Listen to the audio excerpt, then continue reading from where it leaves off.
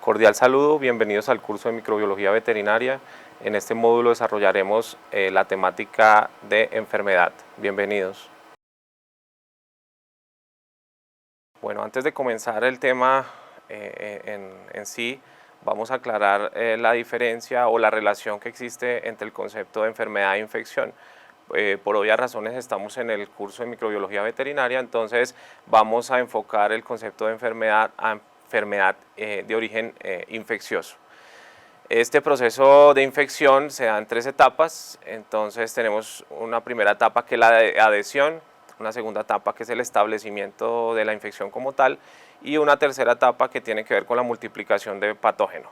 El proceso de adhesión básicamente tiene que ver con que el microorganismo se encuentre, haya un contacto físico entre la célula y los receptores tanto del agente infeccioso como de la célula para que posteriormente se establezca una relación directa entre la célula y el microorganismo, se dé la multiplicación y posteriormente se dé la multiplicación del patógeno.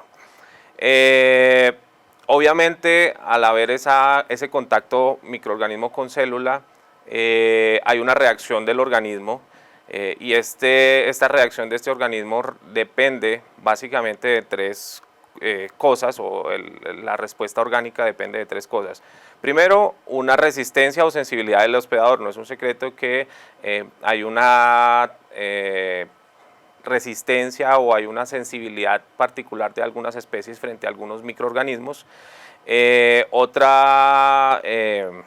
elemento importante en la reacción orgánica es la influencia del medio ambiente, parásito hospedador y unas características propias del agente infeccioso que tienen que ver con la infectividad, patogenicidad y virulencia del microorganismo. Y una vez se da esta relación o esta adhesión y este establecimiento entre el agente infeccioso y la célula, empiezan a aparecer, después de la reacción orgánica, empiezan a aparecer las modalidades de enfermedad. Entonces aparece la enfermedad clínica, obviamente como su nombre lo dice, aparecen unos síntomas clínicos característicos de la enfermedad, unos signos clínicos muy generales también que puede confundirse con otra enfermedad. Aparece un segundo tipo de enfermedad, si se puede decir así, que es la enfermedad subclínica, que básicamente esta forma de enfermedad no es evidente porque no hay sintomatología clínica, solo se puede evidenciar con diagnóstico o se evidencian, por ejemplo, cuando bajan los parámetros productivos, por ejemplo, disminución de producción de leche, de producción de huevo, lechones al nacer, etcétera, etcétera.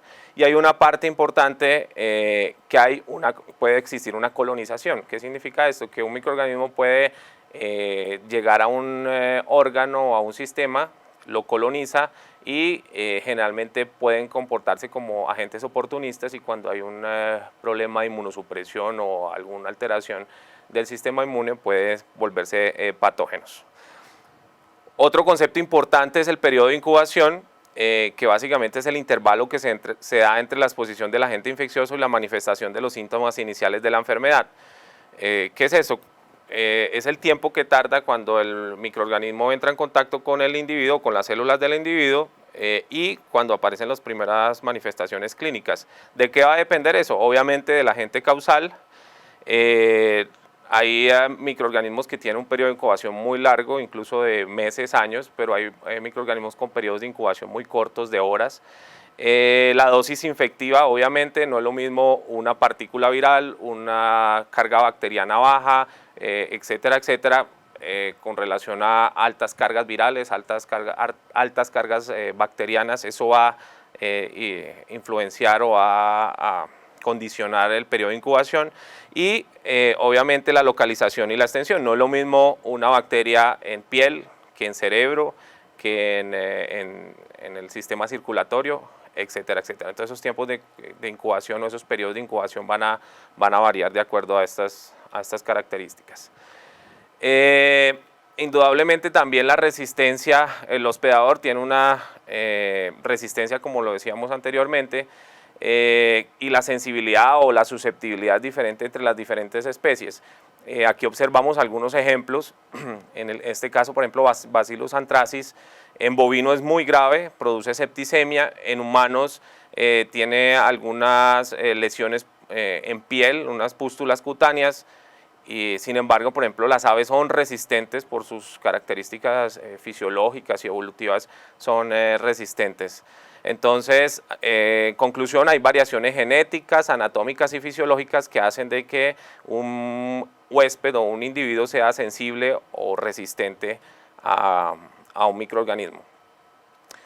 Aparece entonces un concepto bastante importante que es la población o micropoblación saprófita. Básicamente son microorganismos que colonizan todas las cavidades internas y que se mantienen controlados básicamente por el sistema inmune o el mecanismo de defensa de los huéspedes.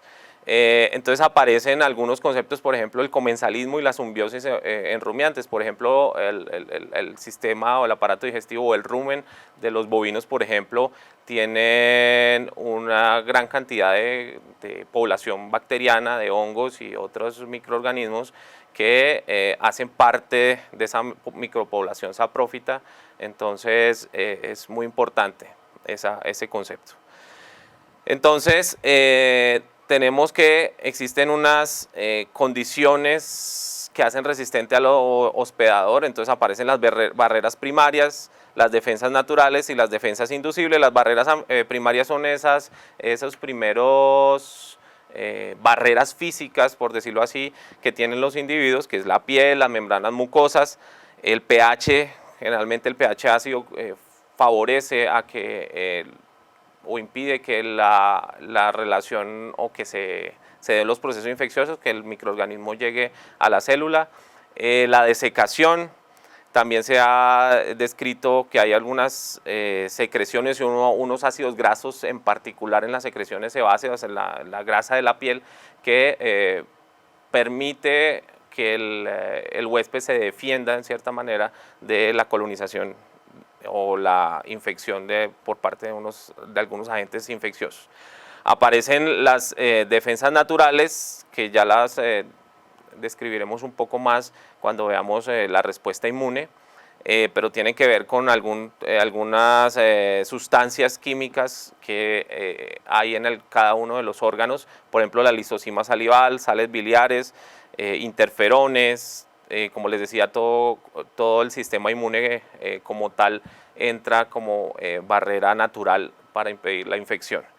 Y aparecen las defensas inducibles, que básicamente tienen que ver con la inducción del sistema inmune o la estimulación del sistema inmune a través de la vacunación y posterior producción de anticuerpos por parte del sistema inmune. Entonces todas estas barreras primarias, defensas naturales y defensas inducibles proveen al individuo, al huésped, algunas características de resistencia al hospedador.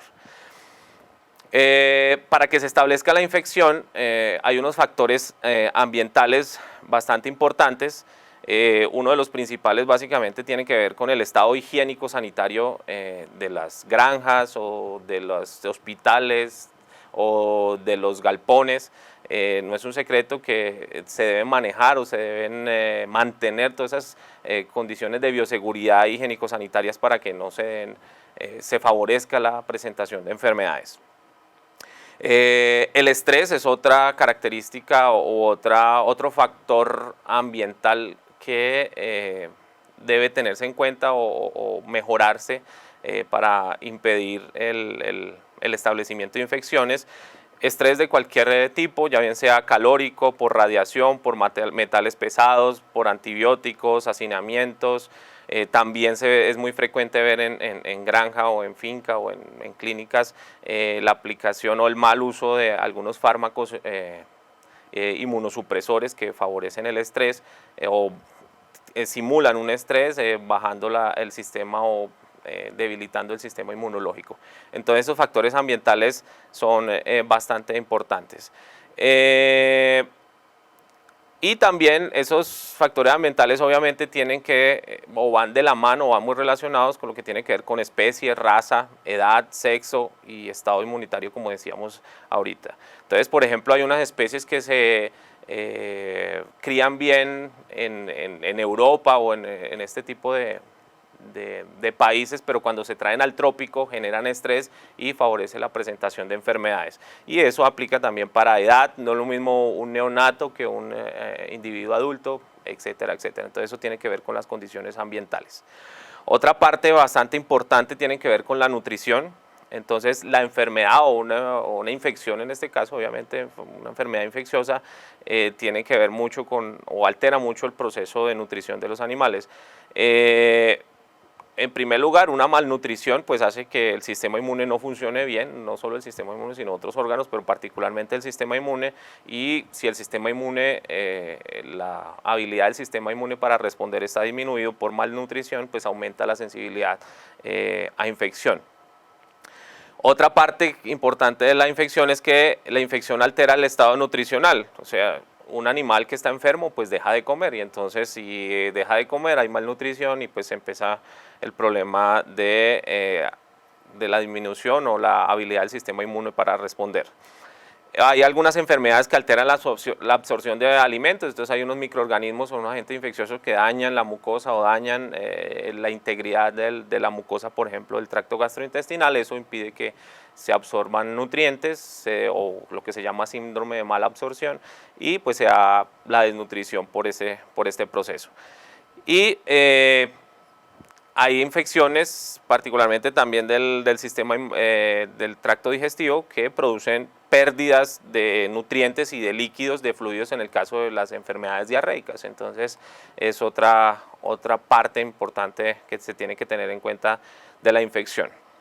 Entonces aquí hay varios conceptos que tenemos que definir y que tenemos que aclarar. Uno de ellos es infectividad. ¿Qué es infectividad? Pues básicamente la capacidad de un microorganismo para adaptarse a vivir dentro del hospedador. Hay microorganismos que tienen más capacidad de otros para causar infección. ¿Qué es virulencia? Es básicamente una forma cuantitativa de determinar ese grado relativo de patogenicidad, o una manera de cuantificar qué tan patógeno es un agente infeccioso. Y eso va de la mano obviamente de estos determinantes de virulencia, entonces, o factores de virulencia. Entonces hay algunas características genéticas, bioquímicas y estructurales del microorganismo que hacen que lo hacen más virulento con relación pues a otros microorganismos. Este otro concepto de zoonosis es muy importante porque obviamente la salud pública va muy relacionada obviamente con la salud animal, precisamente por este concepto de zoonosis, que se define zoonosis como enfermedades infecciosas que son transmitidas de manera natural entre los animales vertebrados y el hombre por contacto directo o indirecto a través de vectores. Entonces, es muchas de la finalidad pues obviamente de la medicina veterinaria es, entre otras, proteger pues a la población, tanto animal como humana, de estas enfermedades zoonóticas. Enfermedad contagiosa, pues como lo hemos venido diciendo, pues es cuando una enfermedad que transmite un organismo de una especie, de la misma especie, a través de contacto directo o indirecto. Entonces eso es lo que se llama una enfermedad contagiosa. Y la diversidad patogénica, que va muy relacionada con la infectividad, con la virulencia y con los factores de virulencia, son aquellas generalmente elementos genéticos de los microorganismos. Esto se ve mucho en bacterias, que se conoce también como islas de patogenicidades. Todos estos bacteriófagos y plásmidos y transposones, o todos estos materiales genéticos que transmiten información genética de resistencia, por ejemplo, a otros microorganismos, pues para mantener esa infectividad y esa virulencia. Listo, entonces, ¿por dónde es el medio de entrada o cuál es el proceso de infección? ¿Por dónde puede entrar un microorganismo? Entonces, en primer lugar, pues tenemos la boca y pues todo el tracto gastrointestinal.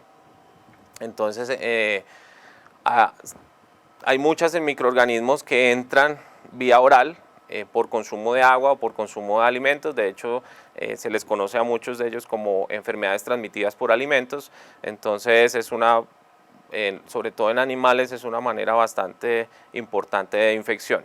Aparecen los otros orificios de entrada o sistemas de entrada, que son el tracto respiratorio.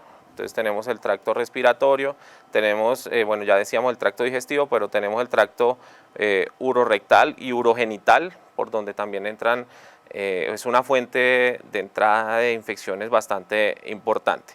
Otra fuente de entrada de infección o de los patógenos es la piel, ya bien sea intacta. Entonces se ha visto, se ha demostrado también que hay muchos vectores como las pulgas, las garrapatas, otros piojos, que a través de las picaduras o por sus órganos succionadores o sus órganos de alimentación, son capaces de transmitir a través de la piel intacta bastantes microorganismos y entran al sistema circulatorio y poderse diseminar por todo el cuerpo. Y otra vía de entrada bastante importante son cuando se pierde la continuidad de la conjuntiva o de las barreras primarias, como decíamos ahorita, la piel o las mucosas, por alguna herida, ya bien sea incluso por cirugías o por algún otro método con que se rompa esa integridad, esa membrana. Una quemadura también favorece el ingreso. Entonces son varias las maneras por medio del cual puede entrar, o varias las rutas por donde puede entrar un agente infeccioso. Otro concepto bastante importante y bastante interesante son los patógenos oportunistas. Entonces son aquellos patógenos que generalmente están colonizando las mucosas o los sistemas, y cuando hay una respuesta inmunológica, ya bien sea intensa, y generalmente o cuando esta respuesta inmunitaria es débil, estos patógenos o microorganismos oportunistas, como su nombre lo dice, aprovechan esa oportunidad para volverse patógenas. Si estas patógenos oportunistas son controlados por el sistema inmunológico o la flora normal, pues no van a causar ningún problema. Pero cuando les digo, cuando hay algunas alteraciones del sistema inmunológico, estos patógenos oportunistas aprovechan ese momento para volverse o activar sus sistemas o volverse patógenos y causar infección o causar enfermedad. Entonces ahí hay varios ejemplos: la Shigella, el Campylobacter, Staphylococcus, bueno, y algunos otros microorganismos que son considerados oportunistas. Entonces, ¿cómo se da cuáles son las etapas de la infección? Como les decía al principio, una adherencia, tiene que haber un contacto directo entre el microorganismo y la célula o el individuo o las células del individuo. Ese microorganismo debe crecer y multiplicarse, debe invadir, y un elemento bastante importante que se ve mucho, por ejemplo, en bacterias y son causantes de muchas enfermedades, son la toxigénesis, que básicamente tiene que ver con toxinas. Ya lo vamos a hacer. Listo, entonces, como les decía, adherencia y el proceso de adherencia tiene que ver el contacto entre los receptores del microorganismo y los receptores de la célula para que entren en contacto. Si no hay esa relación, esa afinidad de receptores o de contacto, entonces pues no se va a la infección, y eso hace que un microorganismo infecte a una especie y no puede infectar otra especie. Esa es una de las razones. Entonces, bueno, entonces hay ese contacto, viene el proceso de crecimiento y multiplicación, y este proceso de crecimiento y multiplicación tienen que ver más que todo con las condiciones ambientales de temperatura y pH. Entonces tienen que ser condiciones de pH y temperatura bastante específicas y bastante particulares, especiales para el microorganismo. Entonces, por ejemplo, microorganismos que puedan colonizar, por ejemplo, la mucosa del estómago, donde el pH es muy ácido, debe garantizar o debe tener el microorganismo esa capacidad de resistir de pH y temperatura.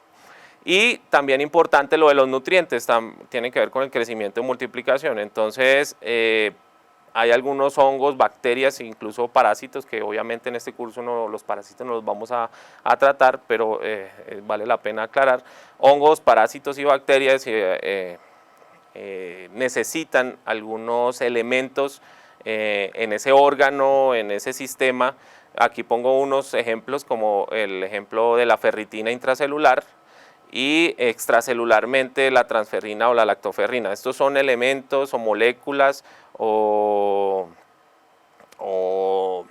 sí, moléculas necesarias para que el microorganismo se pueda crecer y multiplicarse. Si eso no está, o esta ferritina o esta lactoferrina o transferrina en algunos agentes infecciosos no se encuentra, entonces no se puede dar ese crecimiento y multiplicación. Y como les decía anteriormente, si no se dan las condiciones de pH y temperatura, obviamente no se va a ver la multiplicación del microorganismo. Entonces ya se multiplicó, algunos microorganismos tienen la capacidad de invadir. ¿Qué es invadir? Estar en un órgano o estar en un sistema y pasar aquellas barreras físicas para colonizar o infectar o llegar a otros tejidos o otros órganos. Entonces para ello aparecen, algunos microorganismos tienen invasinas. ¿Qué son las invasinas? Básicamente son enzimas que actúan de forma local e inmediata provocando una lesión celular y facilitando la difusión. Entonces aquí aparece un listado de enzimas. Entonces están las lecitinasas, las hemolicinas, las fosfolipasas, las leucocidinas, y básicamente lo que hacen son enzimas que digieren, pues como su nombre lo dice. Entonces las lecitinasas digieren el fosfolípido lecitina. Ahí hay unos ejemplos. Las hemolicinas destruyen los eritrocitos, las fosfolipasas digieren los fosfolípidos, las leucocidinas dañan o destruyen los leucocitos y de esa manera invaden. Entonces quitan esa primera barrera, pues tienen la capacidad de invadir. También hay unos factores de difusión. Como su nombre lo dice, unos factores que permiten la difusión de ese agente infeccioso, y esto lo hacen básicamente alterando la integridad de la matriz celular. Entonces está la célula, daña toda esa matriz intracelular y todos esos espacios intercelulares los rompen, los dañan. Entonces de esta manera permiten difundir o permiten invadir.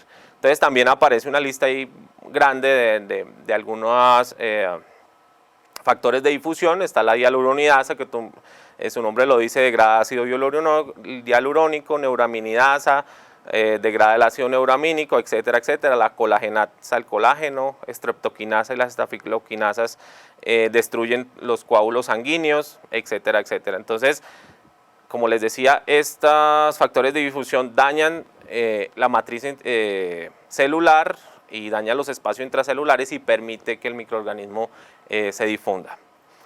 Un elemento, como les decía ahorita, importante es la toxigénesis. ¿Qué es la toxigénesis? Como su nombre lo indica, tiene que ver con el proceso de la producción o la generación de toxinas. Entonces existen dos grandes grupos de toxinas. Una son las endotoxinas y los otros son las exotoxinas. Las endotoxinas, como su nombre lo dice, es endo, o sea, son toxinas que básicamente son la estructura, hacen parte de la estructura del microorganismo. Esto es muy conocido, por ejemplo, los lipopolisacáridos, o también se les conoce como LPS, en las bacterias gram negativas, el lípido A.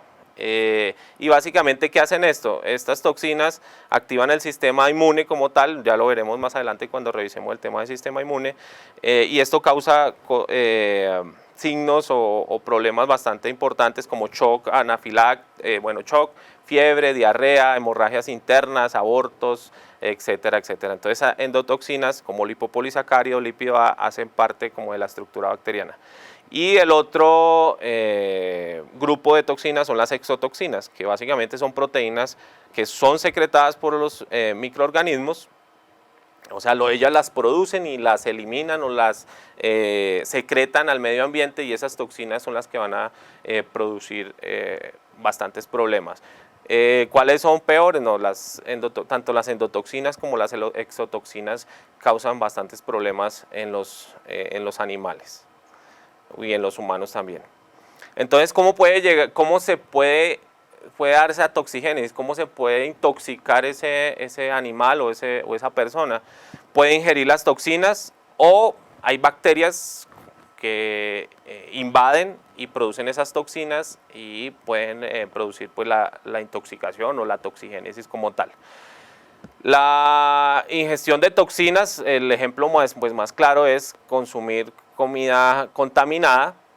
Pues ahí vienen los procesos, por ejemplo, consumir un alimento en el proceso de descomposición, los cárnicos, particularmente los de origen de pescados o marinos, generalmente producen intoxicaciones cuando se les da el mal manejo, precisamente por la contaminación de por estas endotoxinas particularmente. Entonces se consume alimento, comida contaminada y se presenta la enfermedad clínica. Y la otra manera de toxigénesis básicamente llega el microorganismo, como decíamos anteriormente, invade las mucosas, se replica y puede producir localmente esas toxinas, o sea, donde llegó el microorganismo produce esas toxinas, o se puede diseminar vía sanguínea y puede causar enfermedad distante a por ejemplo, puede darse un proceso de infección en piel, donde el microorganismo invade, se multiplica, produce toxinas y puede causar, por ejemplo, afección o sintomatología nerviosa en cerebro, por ejemplo, precisamente o particularmente por esa capacidad de producir exotoxinas y tomar vía sanguínea y llegar pues a diferentes órganos. Bueno, espero que estos conceptos básicos de enfermedad e infección les sean útiles para abordar la siguiente temática del curso de microbiología veterinaria. Muchas gracias.